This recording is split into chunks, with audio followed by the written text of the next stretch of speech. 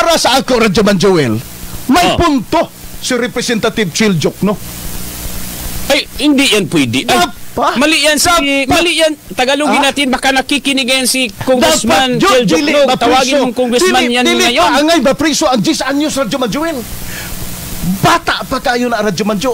Dili dapat dili kita mang dong ang bata ang ana nga pangindaron karon nahibaw na sa iyahang gibuhat mao nang angay tama lang si Senador Robin Padilla nga prisuhon gyud ang ingon ni ana nga pangindaron sa bata. Dili oy. Para matarong katungod sa usa ka bata, Radyo Manjoel, sa iyang kaligod sa panghuna-huna nga nakahimo sa krimen kugod kay kuang siya sa guidance sa iyang ginikanan, nakahimo siya tungod sa tentasyon sa atong katilingban, nahimo na niya tungod kay ang bata. Dili na rason kasamandong tanawa si Paco ang 10 anyos, Radyo Manjoel. Dili pag yun dapat angay presohon, dapat na siya, Radyo Manjoel, ati manon dong ngano nakahimo makato sa krimen dong, alay dong inom katas dong be. Ala kabalo ka kasamang dong ang mga bata kaniadto sa panahon ninyo og sa mga bata sa panahon na mo lahi na og consciousness. Yan ang issue na consciousness. Explain ang consciousness sa bata karon. Iba lahi ang ilahang awareness kaniadto karon ang mga bata aware sila nga nakahimo sila og krimen at the very young age kasamang dong. Sa ato pa dili na pwede palabyon sa tuang gobyerno. We want them to be reformed. Kasamang mo nang kinahanglan piso gyud sila. Kaya tungod sa piso kasamang dong i-reform ang mga kabataan para dili sila mahimong kriminal pagdako.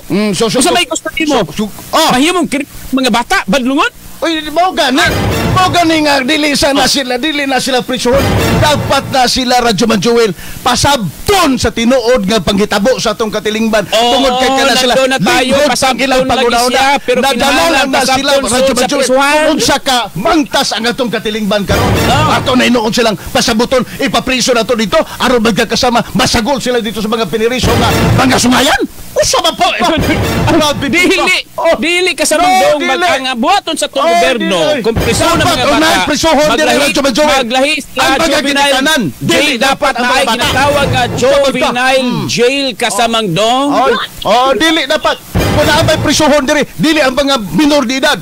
Ang mga minor de edad dapat atong ipreserba, Radyo Manjoel. Kung naabay dapat prisuhon ang ginikanan kay irresponsable. Unsaon ni mo kasamang dong nga mapareform ang bata kung sa hingkon nga pangindaron dili na nato sila ma-reform ug ang pagpriso kanila usak ka pamaagi para mabag-o sila kasamang dong.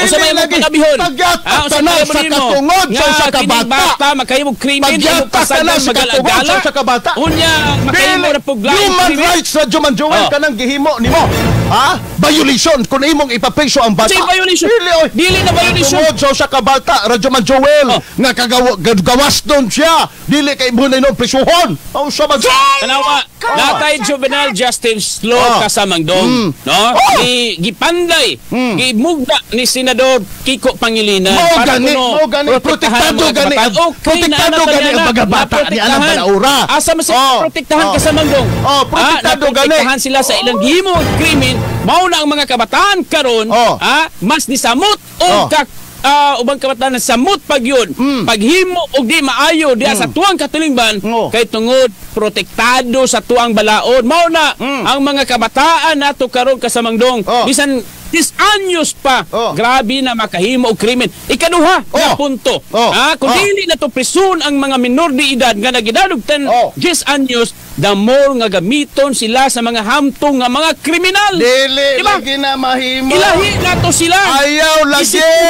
Ihikaw sa kabataan, Radyo Manjoel, ang kanang kagawasan sa ilang kinabuhi. Ayaw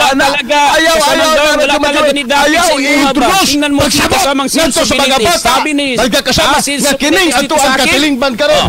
Anak ka worse ning atong katilingban. Anak ka lampingasan ang ato ang katilingban nga imo na silang prisuhon dito nga ipapil nimo sila nga sila kriminal. Ayaw ana jo. Dili tanawa ang ingon ni Benitez kasamang dong.